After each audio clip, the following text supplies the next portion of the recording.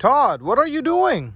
Oh, hey, just thinking about gas prices and stuff, man. I think it's $1.49 at Costco. Isn't that crazy? Yeah, I was thinking about that too.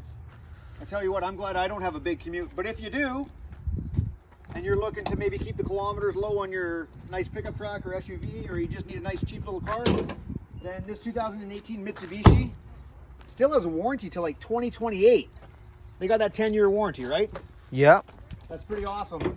We don't have our Micra anymore, and we used to compete against this little Mirage back in the day. Look at that. 3 cylinders of raw horsepower. Just kidding, it doesn't have very much horsepower, but it's really, really good on gas. And having that warranty on a commuter car for just over $10,000, you put a couple bucks down on this beautiful machine, and you could probably get your payments under $100 every 2 weeks on approved credit. You still got room for the fam jam if you need to put them in there.